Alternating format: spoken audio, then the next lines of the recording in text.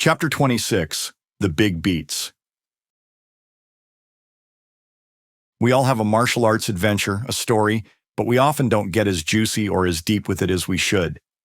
Back in the 70s, there was a TV show, The Mary Tyler Moore Show, a sitcom created by James L. Brooks and Alan Burns. It had a great ensemble. Super actors presented a fun show set in the newsroom of a television station in Minneapolis. It was so good that it earned 29 Primetime Emmy Awards, including Outstanding Comedy Series 3 years in a row, 1975, 1976, and 1977. Moore, 1936 to 2017, received the Primetime Emmy Award for Outstanding Lead Actress in a Comedy Series not once, not twice, but 3 times. In the show there was a newscaster. He was the anchorman whose name was Ted Baxter, played by actor Ted Knight, 1923 to 1986, and he was full of himself.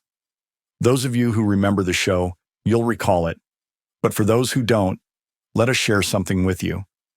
Whenever Ted was given the opportunity, he would launch into a soliloquy about becoming the anchor of the show. It would always begin with this statement. It all began in a 5,000-watt radio station. All the actors would peel away so that they didn't have to listen to Baxter's boring, canned ego feed. How does that affect us in our martial arts? How does it affect the big beats? You can listen to a ton of martial arts podcasts, many of which interview guests. You can go to almost any one of them, and we'll discover they all begin with the same formula or a slight derivation thereof. Welcome, so-and-so. Great to have you here. That's almost immediately followed by, how did you get started in the martial arts? The answer is inevitability, something along the lines of bullying, family tradition, or I stumbled into it. Snooze fest. We're out. That's not sexy. It's not juicy. They're going through the process here, not striving for anything interesting, informational, or actionable. We've done hundreds, if not thousands of podcasts, and the interviews that stand out are the handful that didn't follow that stilted formula. Yay. We know that we've ruined most martial arts podcasts for you, but they're not all boring. The ones that focus on the beats, not the process, those are special. A challenge is that as martial artists, we are all about the process. Let's get engaged in the process. Let's follow it.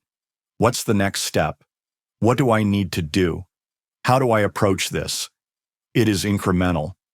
The belt system or the sashes or whatever, it's all about the process, a set of requirements, timelines, and such. The beats, the good stuff, they are buried in that process. When you watch a show on whatever you want to watch it on these days, there's a process that goes into the creation of that production. In screenwriting, a beat refers to a moment or a pause in a scene where something significant happens, changes, or is emphasized. Depending on the length of the show, it may have 7 beats, 7 key moments for the main arc of that show. Then there might be a secondary story, one which has 5 beats. A tertiary story might have 3 beats. This formula shrinks or enlarges depending on the size and scope of the show, but it's there all the same. Knowing about the beats, let's find the big beats in your martial arts world.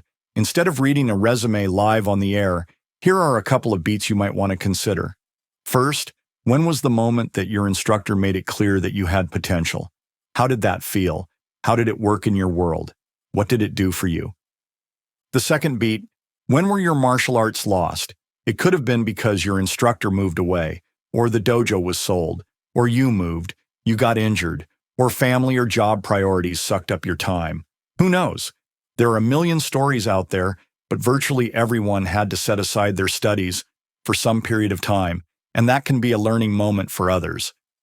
And then, of course, the next one is, when did you get it back? What got you back on track? You could look at these beats and you could say that it doesn't fit your world. You need 5 beats. You need 7 beats. That's great, you do you. But let's go with the 3 for our example here. My instructor pulled me aside after class one day and said, I look forward to the day I can tie a black belt around your waist. That's moving past the sale. It's not about the process anymore. It's about that moment, that culmination, the target. You've moved past it. You've said, yes, I don't have to worry about an orange belt or a blue belt. Oh, sure, I'm going to do it. I've still got to earn my rank, but I've got a trajectory and momentum. It could have been the moment where a coach from another sport came in and looked and said, hey, you know what? I was watching you out there. You're the best on the floor. Then, of course, when was all lost? Did you lose the camaraderie of your school? Did you lose the friendships? Did you lose everything? Did it all go away? And now it was on you? That can take many flavors. We did an international survey of martial artists for another book and discovered that the average practitioner had tried 5.79 different martial arts. That's somewhat less than the 11.7 times that the average person in the US can expect to move over their lifetime. But either of those numbers alone indicates that few folks spend their entire career dedicated to one martial art taught by one instructor at one studio. And then that third beat, when did you get back on track? What happened? Was it another instructor? Was it another school? Was it another prism through which you were able to shoot your vision of your martial arts? What changed? What breakthroughs did you discover? This is not monochromatic, not a single ray of light, but one that was now broken out and diffused, able to be seen. 3 beats to answer the question, to make your story vibrant. Sadly, however, most people never find the beats in their martial arts world. They live an outdated, stale resume, a Times New Roman font on 32-pound, acid-free, bone-white paper stock. You don't want to do that. It is from the age of Columbus. You want to access the beats of your martial arts training at a deeper level. You already have chosen and said, no, I'm not going to be on that well-worn, stale path, because you're reading this. Let's juice it up. Let's find the 3 beats.